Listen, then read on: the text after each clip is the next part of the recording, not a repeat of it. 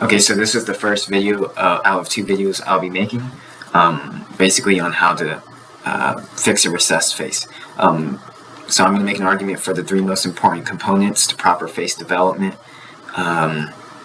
basically showing how you can address these 3 components and allow for your face, the function and structure of your face to improve drastically.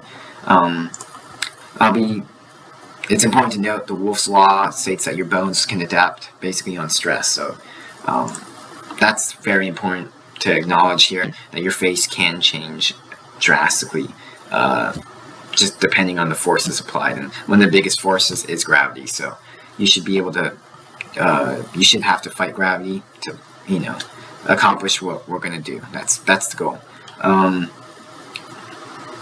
So yeah, the great pill is that these features can be changed, and yeah, I'll address each one and why I think they're important. So a flat suboccipital region, that's the back of your head, the back of your skull, and having it be flat basically allows for the maxilla and the brow ridge to compress the eye area. So to show you what I mean, here's the comparison on a meme.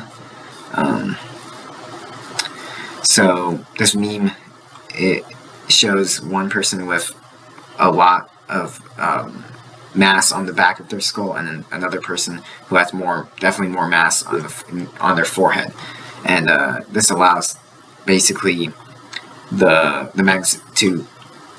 bone of the brow ridge and the maxilla to basically compress the eye area, which makes it look like that. But you need a high maxilla in order for that to happen.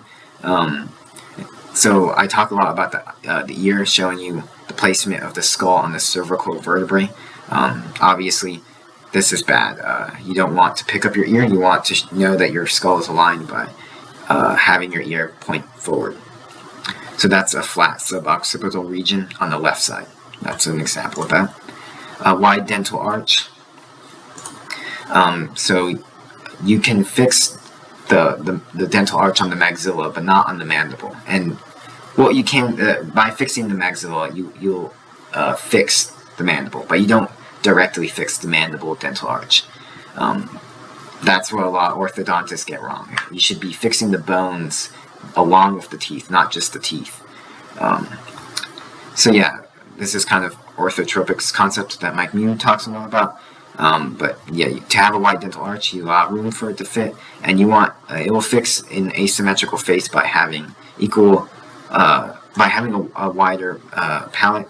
You allow for there to be equal amount of room. Like for example, for someone who probably has an asymmetrical face, which was me, and I think most people who are side sleepers or stomach sleepers, one of the sides of their palate is probably more collapsed in. So by widening the entirety of your palate equally, you'll fix an asymmetrical face, and obviously that'll make your face look better and improve the function and structure of it.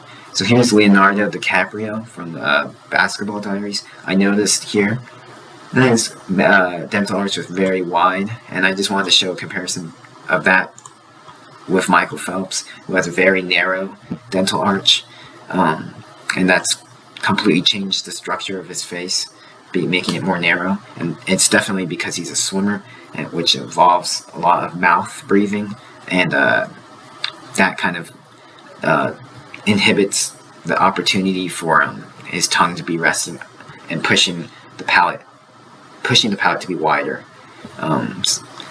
Yeah, so that's part of why his face looks like that, because of the sport he's in. Yeah, Leonardo definitely he's an actor, and to have a wide dental arch is almost necessary for his voice, and for his appearance. So yeah, that's the second one. The third feature is a near 90 degree gonial angle. A near 90 degree gonial angle is the result of a high maxilla and allows the mandible to move and grow forward. So these are gonial angles, just kind of like an example of what each degree would look like on a face. When you get usually when the degree of the gonial angle is larger, the mandible actually gets sucked into, or like the joint, the TMJ joint gets pushed and compressed, and everything kind of goes backwards.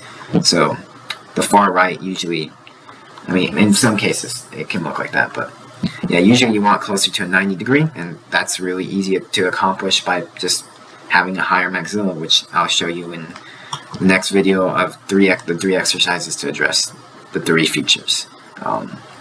So yeah, you don't directly address the mandible really ever. It just always, it's the result of the other bones in your face. So yeah, now the bone pill and the face pill, I want it to be like fully absorbed by the gray pill. Basically by acknowledging that the fact that your face is the result of your genetics and the environment interacting, which means it's a phenotype, which also means it's susceptible to change.